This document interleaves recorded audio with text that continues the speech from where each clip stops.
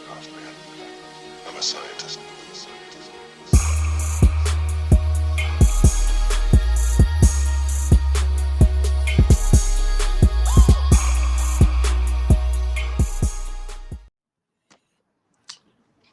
Welcome, family, to another episode of Simply Champagne with your favorite champagne sommelier here, Cornelius Anthony Jr. And today we are continuing our champagne campaign, and we are now traveling to the Windy City, the beautiful city of Chicago, Illinois. This bar here needs no introduction. It is the oldest active champagne bar in the United States, has a rich history and a legacy that has stood the test of time. This revered establishment has graced the pages of magazines locally, domestically, and internationally, captivating audiences, near and far. We'll uncover its great story, its influences on the champagne industry, and its enchanting experience it offers to its patrons.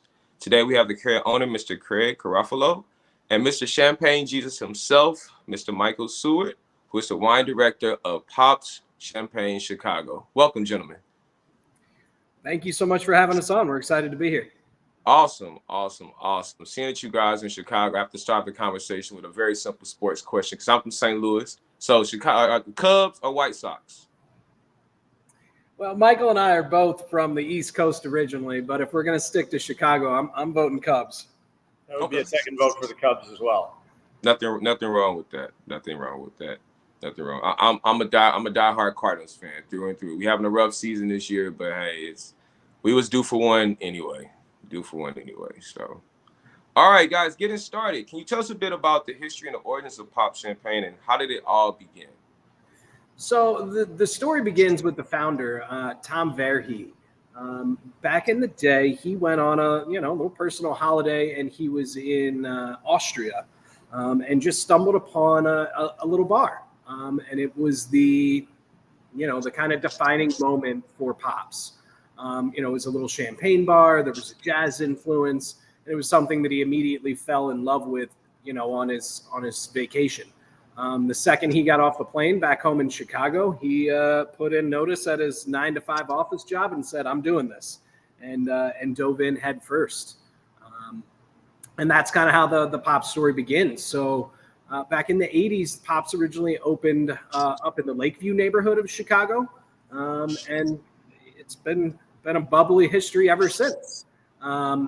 Mike was fortunate. We're very fortunate to have someone like Michael Stewart with us. He's been at Pops for almost 27 years now. So Nice. He can explain some more of the history of the old Pops, and how things have changed over time. But the focus has always been on champagne, its beauty, and sharing that with as many people as we can. Awesome. Yeah. Cool. So, how does it feel being known around the country as like the flagship champagne bar of the United States? Everybody I know, whether a champagne bar owner or a true champagne connoisseur, always brings up the name Pop Chicago. If there's a champagne bar in the country you have to go check out for sure, it is definitely you guys. How does it feel to have that recognition? It's pretty cool, and it's something that isn't always on our forefront every day. And when it's brought up to us, we step back and really, you look at the totality of the situation and the amount of people that we've been able to expose to some of the differences in beauty in this product. It's pretty mind blowing. I can let Michael kind of talk more about how that has influenced his time at Pops, but it's an honor. We're fortunate that we're in a fantastic city. We have fantastic clientele, and we've had some of the best work with us who've been successful in opening their own champagne bars out in the world as well. But a lot of it, it just goes back to the growers. It goes back to the basic of the bubbles and just sharing that love. So we've been fortunate to be on that ride. Absolutely. Mike, anything you want to add to that? No, I would just say it's extremely humbling to hear you even say that. We're fortunate enough to work with a product, and very lucky to work with a product that sort of speaks for itself, no matter where it lies.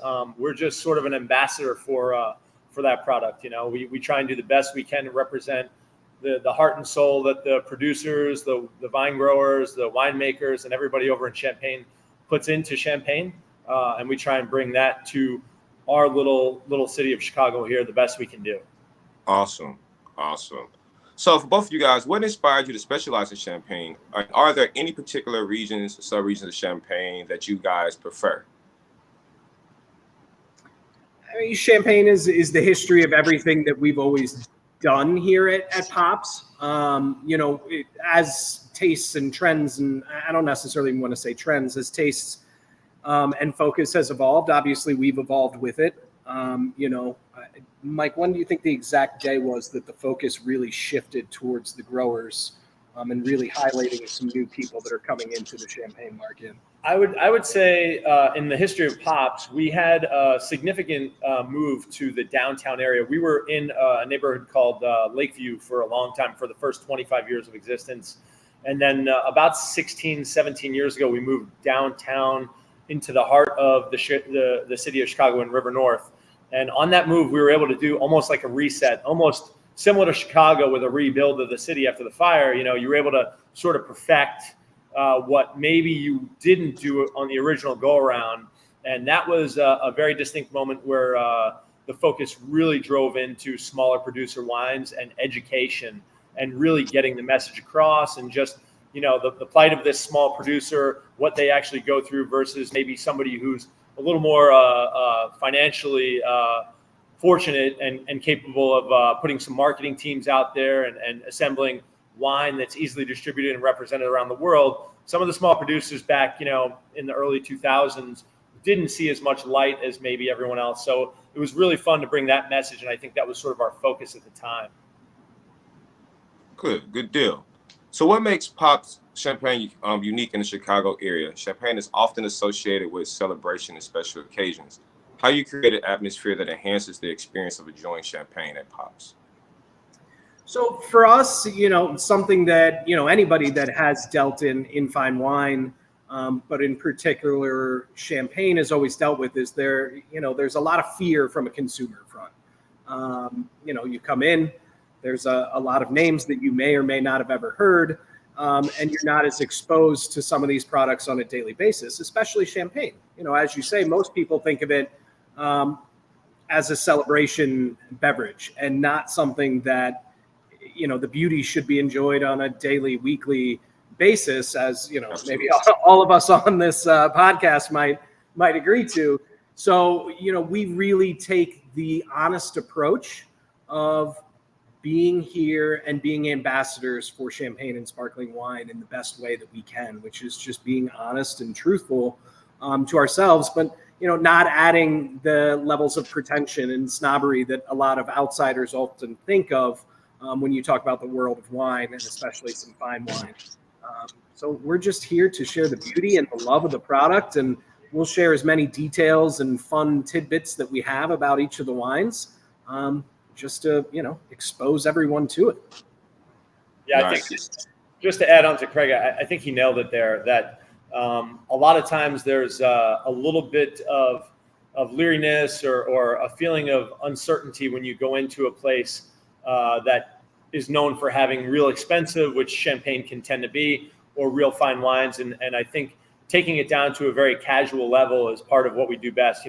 We are an experience of a watering hole or a bar or a lounge first, and it's always about the wine in the end.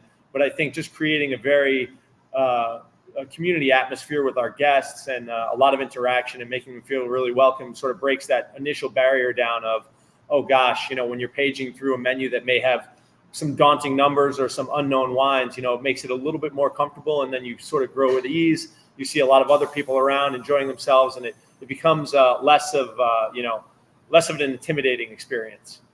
Understood. Pops has gained a recognition and acclaim for its killer wine list. How do you guys curate the champagne selection to offer the best experience for your customers? I'd say that I think first and foremost, we try and make Pops a very unique experience. I think champagne these days, as opposed to when I first started in the business, is a lot more common, meaning it's available in a lot more and offered in a lot more places than it used to be.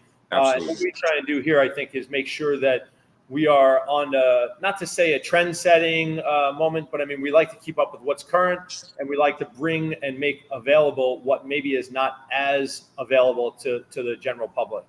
So we try and seek out wines that are favorable to us and also to the guest experience themselves, and try and take them on a journey that maybe they haven't been down before. Focusing on new producers, trends in the market, maybe a grape that's new or being featured now. We have a certain thing that we've been doing as of late, a full Meunier menu.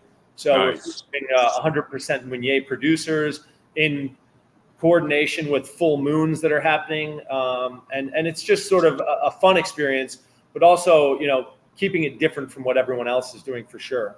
But we also, without a doubt, the guest is the most important person in this room. So, listening to what they're looking for and making sure that we're finding those or making those needs satisfied is at the top of the list. I'm always tell people this. I really believe that Meunier is the grape for the American palate. It's just the notes behind it, its freshness, its natural sweetness on the palate. I think just really, and its youthfulness, I think really coincides with the American palate for sure. Moving right along. We need to book you on a flight for Thursday then, because we have our next full Meunier menu on Thursday. No, I would be there. I'm going to send you a copy of the menu that was hand done by one of our servers here. Nice. What are some common misconceptions or myths about champagne that you frequently encounter with customers, and how do you address them? I would say one of our most frequent that we see almost every day is, we obviously keep our by the glass list very up to date. It changes on a weekly basis. But people that may be just coming in to enjoy sparkling wine and may not be as fortunate as we are to taste as often, the first thing they sit down is, oh, well, I don't want anything that's sweet. Which one of these is not sweet? Now, of course, while we always feature a demi-sec or something on the sweeter side, everybody kind of still comes in with that old I can't think of the word I'm trying to say there, but preconceived conception that, champagne is a sweet wine, or that the majority of champagnes are sweet. And that's obviously just not the case.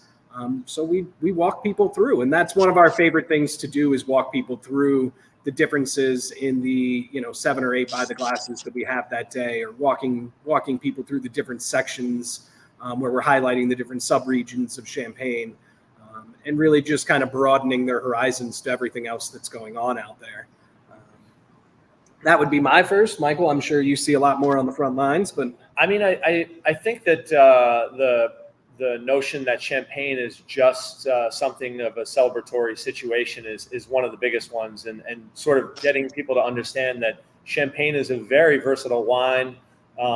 First and foremost, that it's also able to be paired with tons of different gourmet experiences and dining experiences. And its versatility really shows. There's something very unique about it. So I think just basically trying to take people from, oh, we're not celebrating anything, to, oh, we could have a glass of champagne. It's just a Tuesday. You're like, why wouldn't we? It's a superior wine to all else in my mind, but or on par with the best wines in the world, and we're featuring that particular category on a regular daily basis. Nice. That's I'll probably say I have to agree wholeheartedly with what you guys are saying. It's just trying to get the customer to understand that champagne and wine coincides together. Champagne is a wine first and foremost, but customers typically try and put it in 2 different levels. I like still wine and I like bubbles, and they're different as far as like the process of making them, but at the end of the day, it still is a wine.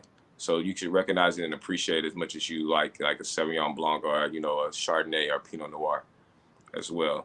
Going into the next segment, you just briefly talked about this, about food and wine pairings. What are some of your favorite champagne food pairings, or what is like some uncommon things that you would pair with champagne that customers may not, or the consumer may not know about? For myself, without a doubt, I have 2 things that I live and die for with champagne, and it is oysters and fried chicken. And I think those are probably pretty common, themes for people these days. I don't think they were, a long time ago, or 10, 15 years ago. But I think people recognize now that sort of crispy, crunchy fried chicken, the salt and a little bit of the grease, and how champagne has this wonderful way of really enhancing the flavors and richening the experience, and also sort of cleansing the palate after each bite. It's really unique. And then I'm an East Coast guy. I grew up on the ocean, and I truly love oysters as if they were potato chips. I eat them. So those two things are my favorites. Definitely mine as well. Yeah. Definitely mine as well. For me, education has always been key to the success of an establishment. How do you guys keep up with the forever changing trends of champagne and keep your staff in the loop on what's going on in the champagne marketplace?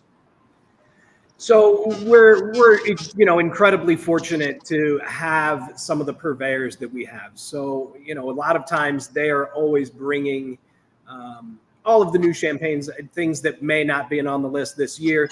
They're bringing things by for us constantly on a daily, weekly basis to taste. So whenever Michael is sitting down with the tasting, everybody is always invited to pull by the table and have a glass and join in the conversation to learn about X, Y, and Z producer and continue. Obviously, we're fortunate that we change through our buy the glass list as often as we do and have such a depth of champagne there that we're always getting to see new producers that may have been on the list for a little bit or different cuvées of theirs are coming on the list. But then, we hang out together. We try new wine all the time, on a personal level, on a professional level. We meet every month. We go through different exercises. We run through the new additions to the menu. We taste as much as we can. We like to try to keep things exciting. Right now, as a group, we're starting to read Champagne by Peter Liam, doing a little book club. Yes. We just finished a cool class. The CIVC invited us to take their online course, so we did that as a team. We just continue to taste and drink as much as we can. And then Michael, obviously, doing all of the buying, has had quite the opportunity to travel to Champagne as often as possible and meet with all the individual growers and really get a sense for who they are and what they do. It brings those stories and those photographs and those tales home to us, which obviously really just enhances the experience even that much further. Awesome. Going back to the business side real quick, as we know, the pandemic was a very tragic thing, but also a very inspirational thing for all of us in the world, whether you're in hospitality or any profession. How did you guys survive during COVID, and how was that experience for you guys at Pops? It was not fun. I don't think anybody in the world would say that COVID was fun, but obviously talking to people in our industry, it did affect us pretty obviously negatively with the long closures, the inability to be with our regulars and produce our craft. Being a champagne bar is not really something you can do online or over a Zoom call. So it was difficult. We stayed together as a team and we're as supportive as we can. On the business side, we've always done a monthly kind of educational class where we try to get together, bring our regulars in, taste through some different wines, whether that be a singular house or, a singular purveyor. And we had the opportunity to we did take it online and do Zoom champagne tastings. And it was something that was really cool and exciting and fun. We would be here, we'd sell all these packages to go. And what made that more exciting is that, it's something we still continue to do to this day. But during COVID, we were so fortunate to have all of the winemakers themselves jump on the Zoom class with us. So whether it was, Cedric Mousset one week, Rafa Baresh, we had, we had a lot of fortunate experiences, which was incredible, for ourselves and 30 of our regulars to sit down and be able to open 4 bottles of wine and taste through them with, not only us who we didn't get to see, face to face as often, but with the real winemaker. Absolutely. Really have that educational experience. And it was something that was amazing. And it's, we were so fortunate to have the connections that we do to make those things happen. Nice. So that was how we made it through. Yeah, we had Cedric Mousset start our first one off by riding a Segway through his vineyards, holding his cell phone, showing the guests, the pictures of the vineyards, taking us, and then continuing the interview while he was on his Segway, going back to his house, into the cave, into the press room, it was otherworldly. So for somebody, for the guests, for people who've never been to Champagne, it was probably one of the highlights of that little day of COVID, being at home, not doing anything. It was incredible for me, and I've been there a bunch of times. That definitely sounds like Cedric for sure. He definitely has a very open, bubbly personality. Love that about him. So, moving right along. So, what is your favorite champagne on your menu right now? Oh, wow, that changes on a daily, weekly, monthly, minute by minute basis. I can believe it. Yeah. I can believe it. Is it the one somebody else is paying for, I think? I understand that as well. So, all right.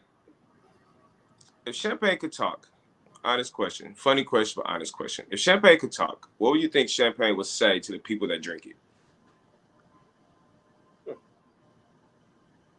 Ooh, I think it would say, breathe, enjoy the experience, slow down, really, really savor the moment, savor life. That's what champagne is a wine that really presents a unique, I think, perspective when you start to drink it. And if you just slow down and take a few breaths and enjoy it, you really find there's a really, really layered, rich wine in there.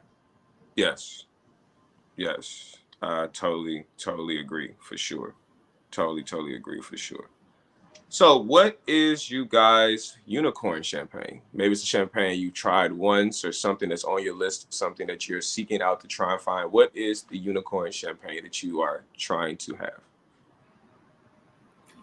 Well, I'll give you one. I mean, I've been fortunate enough to be in the champagne game for a long time, and I've had a lot of incredible experiences from ones over in Champagne with producers popping bottles from birth years from their siblings or their children, and really, really wonderful times. But I was fortunate enough to be gifted by Craig and Andy, our owners, a bottle of Pierre Peters Rudolph's Heritage wine.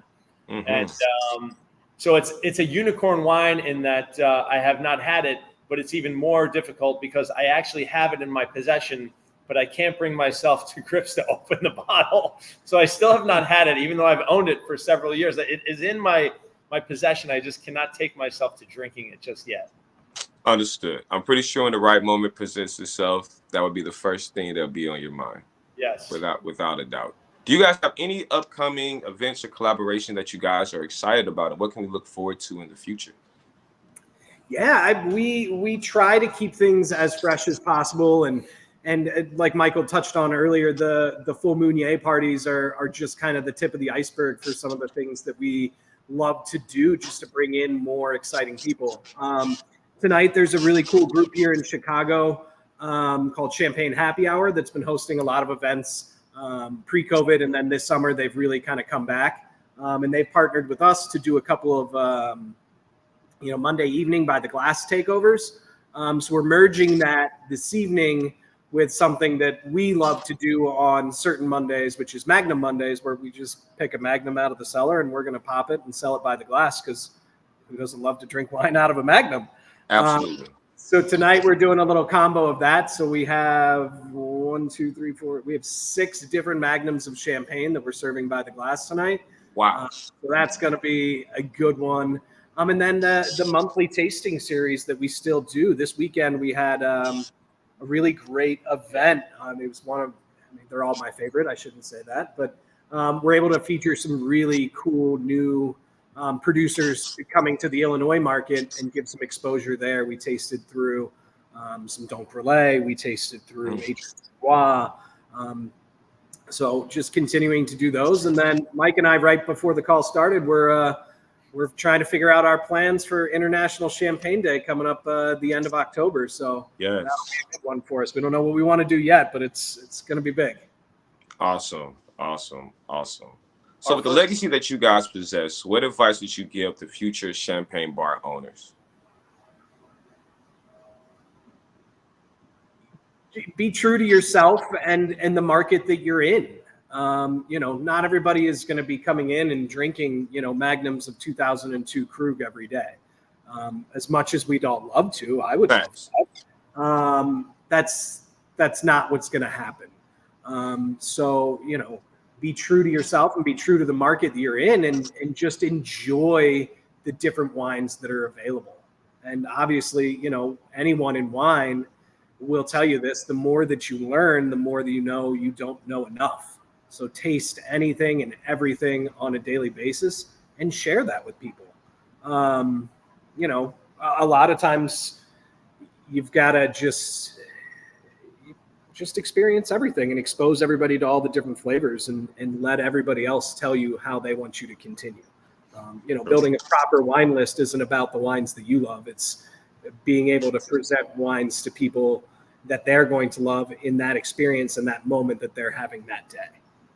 I think also, you know, have it be about the wine as opposed to about it being a business decision to try and make money. You know, it tends to show through when your heart's behind something and it's really the passion and what you love in life versus this is my next business adventure to try and make the next buck or two. You know, you go over to Champagne and you experience the Champenois and their love for the region and their, you know, how tied they are to perfection and making the best possible product. You experience that and you come back and, you know, try and bring that message, like I said earlier, to whatever you're doing versus saying, you know, hey man, this is our next great business venture. You know, when your love is in the wine, it's that's what it's about. Good deal. Good deal. So this is my last question before I let you guys go, because I know you guys have a busy day ahead of you guys. What would you guys like to see Pops 5 years from now?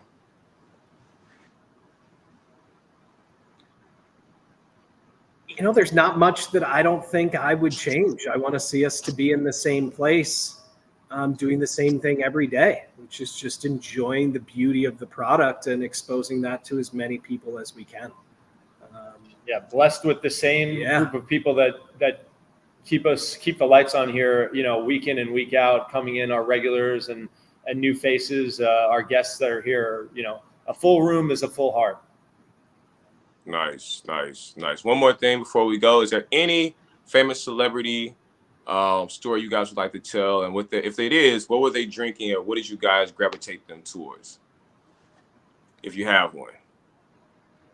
I don't think I have one off the top of my head. I know Michael has an old story that was funny, but it doesn't really involve the wine. Yeah, I mean, there have been so many great experiences. I would say one of my favorites and one of the most, you know, I tend to not recognize when people come in the room. I think of everybody as just, you know, myself or my neighbor. But we did have the going away party from Michelle Obama here. That was quite an experience.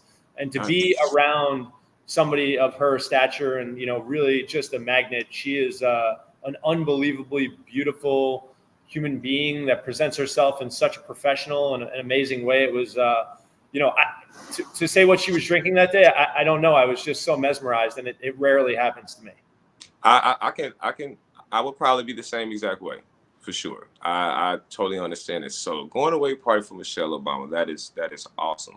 Well, thank you guys so much. Thank you guys so much. And if you guys are in the Chicago area, family, please stop by one of my favorite places in the country to go to for champagne, Pops Chicago. Thank you guys. Cheers. Cheers. Thank you so much for having us. It's been an honor. Absolutely. Sante, pleasure to be on with you. Absolutely. You guys have a great afternoon.